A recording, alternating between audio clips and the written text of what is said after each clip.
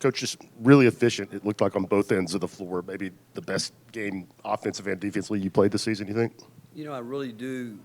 And again, before I answer that, Rob, I mean, Alcorn, I tell you, our guys, I think, gave them the ultimate compliment because they were locked in, ready to play, because we had watched enough tape with them to know that they put as much effort into guarding, defending than anybody we played. And the fact is they were down, 2, 3 guys tonight, and haven't played a home game yet. Think about that.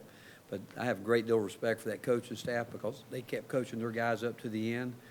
But I thought our focus on the defensive end, and again, we got better offensively, and we can get better because we called some plays tonight that we didn't execute, that we've got to do a better job with that. But just the mindset coming in, and I think is a really a compliment to Alcorn State because we showed them, and we showed them how hard they fight. They don't ever give up, and we actually said, the other night against McNeese, we won the game, but we weren't the hardest playing team on the court the other night, and we wanted to see if we could do that tonight. Yeah, I would say that, Rob. I would say overall, when you look at it, the fact that we assisted on how many assists we have? 27 on 33 baskets, I guess. That's how we're at our best, and we're able to turn some turnovers into some baskets, obviously, which makes it easier in some ways, but that was from good defensive effort. But I thought overall, I would tell you it was probably our most complete game, and on both ends in terms of concentration. Rick, when did you rule Santi out, and kind of is there a timeline for how long you think he'll be out? You know what? I think I would say day to day. I mean, we knew he wasn't going to play today, and we did. Yesterday we knew we were going to limit Joe Saya to some minutes today, and because he's feeling better, obviously. But again, I think Santi will be day to day. Just how pleased were you with y'all's ability to turn defense into offense?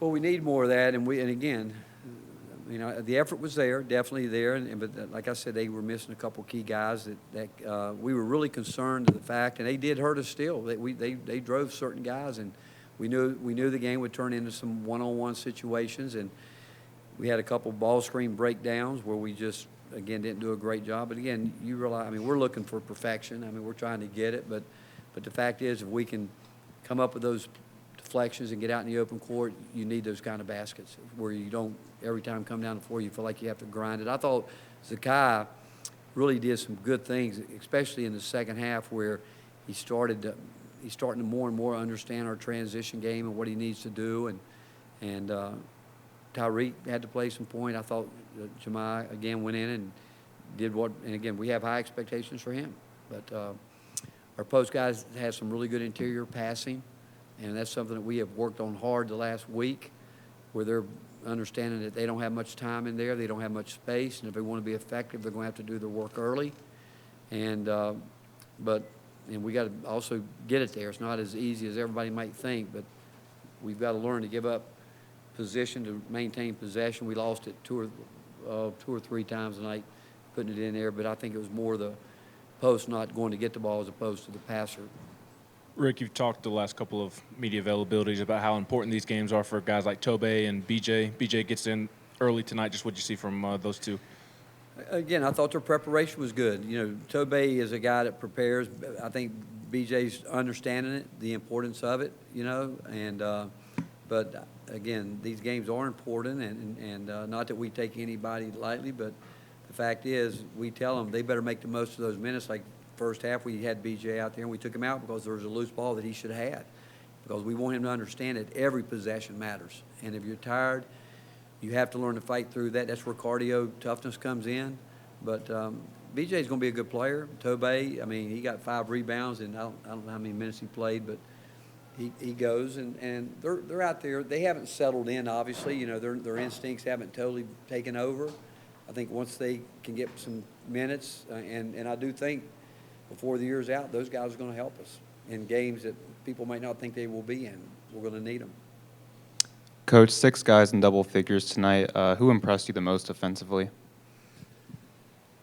I would think, again, I thought our post guys, we got into some switches. We had to stay in front a few times, but I would say the constant pressure that, Jemai and Z put up, it's hard to do what they do. I mean, it is really hard, and I've often said that to our post guys. We should let you guys go out there and do what they do. And you'll realize your job is difficult and it's hard, but what they're doing is really tough. And so they're out there trying to disrupt things. Tyreek is starting to get better with it. Joe's a solid guy. For even the minutes he plays, he impacts the game. He gets his hands on things, rebounds, and but what we've got to do, we've got to get a team full of guys that want to be Defensive Player of the Years. That's what we got to continue to get, and that means post guys doing their job consistently, especially in ball screens, and when we switch, containing the basketball. Got two things for you. One, what did you like offensively about what you got in the post today? And then there was a bowl announcement today, Clemson versus Tennessee. Wanted to get your reaction to that as well. Well, I can tell you this, the second part is, I can answer that real easy. It's great to be a Tennessee Vol. It's great. And but what I like today, I like it when our post guys are in there carving out their space and able to make good passes in tight areas. And the fact that we did keep the ball up a lot tonight, because they really come in and swipe at it. I mean, early in the game, Jonas got a rebound, brought it down, they took it from him. Then we started playing over top of him and keeping it up. We got to get better at that, because the last two teams have done that. They have really hit us hard in the post. We keep talking about carving out your space where you need it, and then I thought tonight, Tyreek is turning down too many shots that he needs to take for us from the perimeter, and it's that balance we're looking for, and we're getting closer. But when we do it, hit the paint with it, and it comes back out, we expect those guys to shoot it because we think they can shoot it. Yeah, I want to talk about Tyreek. It seemed like he had a little bit quick trigger early in the game. Just how important is it for you guys that he's aggressive offensively? Well, it's really important to him. I mean, you think about it. I think somebody told me this, Tom, you would know. I think Santi's taken 30 more threes than him coming into this game. I don't know what the number was. That shouldn't be like that. I mean, think about it tonight. He charged one time. He came off. He got fouled at the top, but that play is designed to shoot the ball. And he's got to understand that when we design something and we get the shot we want, we got to shoot it. And he's got to understand it. And again, but he's learning the offense. I think that he's got to continue to get better at screening. He's got to do what Santi does a lot, screen, get himself open. But again, we want him to be aggressive. We want him when he's open. We expect him to turn it loose.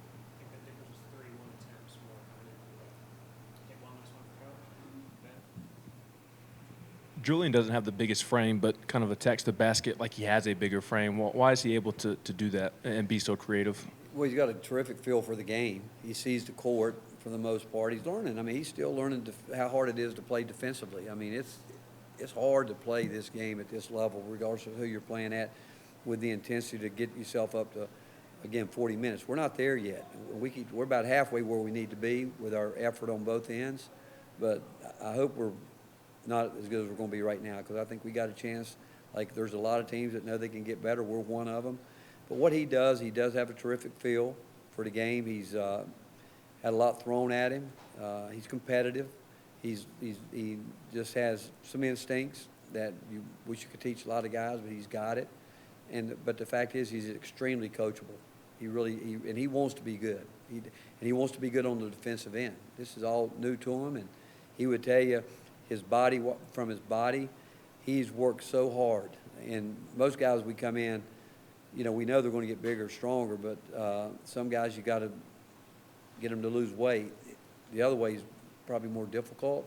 And I think Garrett Maidenwall would probably tell you that Julian has spent as much time as anybody we've had since he's been here working on his body to get it. And he knows how important that is, but he's really put time in, and I think we're all going to see him grow up a lot between now and before he's finished. All right, thank you guys.